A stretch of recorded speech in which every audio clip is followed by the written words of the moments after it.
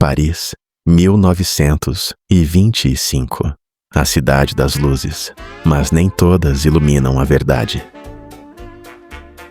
Enquanto casais dançavam, Charleston e champanhe escorria pelas taças. Um homem lia um jornal velho num quarto de hotel barato. Ele não viu romance. Ele viu 7.300 toneladas de ferro valioso, prestes a virar sucata. Seu nome? Victor Lustig, o homem que vendeu a Torre Eiffel 2 vezes.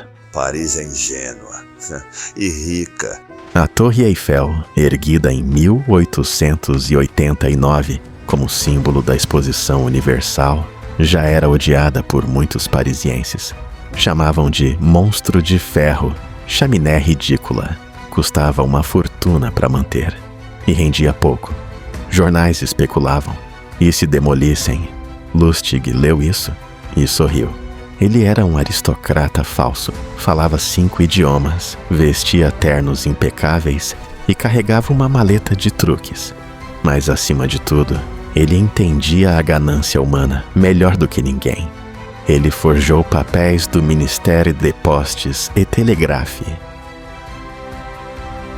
Criou cartões de visita com selo oficial. Escreveu cartas para 5 grandes sucateiros de Paris, convidando-os para uma reunião confidencial no Hotel de Crillon, o mais luxuoso da cidade. Lá, posando como Conde Victor Lustig, subdiretor adjunto, ele anunciou: o governo decidiu demolir a torre. Custos altos demais.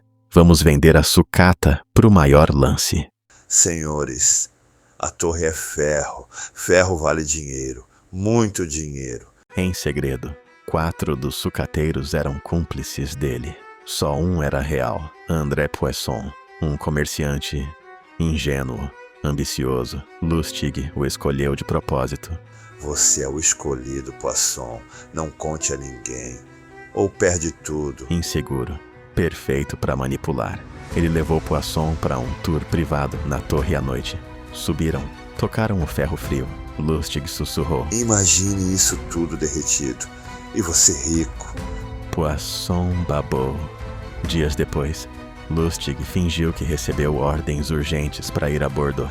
Levou Poisson junto.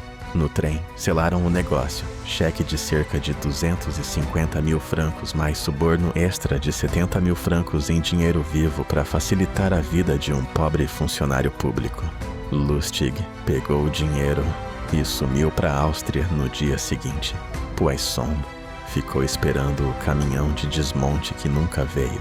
Mas o homem era orgulhoso demais para denunciar. Admitir que comprou a Torre Eiffel? Ridículo. Ele engoliu o prejuízo e Lustig voltou a Paris meses depois e tentou vender a torre de novo. Mesmo hotel, mesmos papéis falsos, mesma torre, só que dessa vez o comprador foi a polícia. Victor Lustig escapou para os Estados Unidos. Lá continuou, enganou até Al Capone e devolveu o dinheiro para não morrer. Vendeu caixas que imprimiam dinheiro, falsificou fortunas, até que o serviço secreto o pegou em 1935.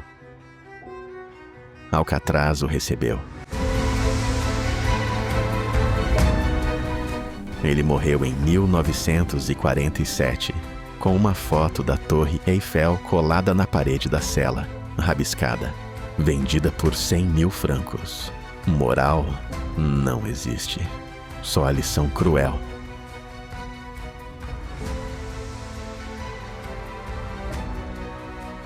A maior fraqueza do homem é acreditar que pode ter algo grande demais, por pouco.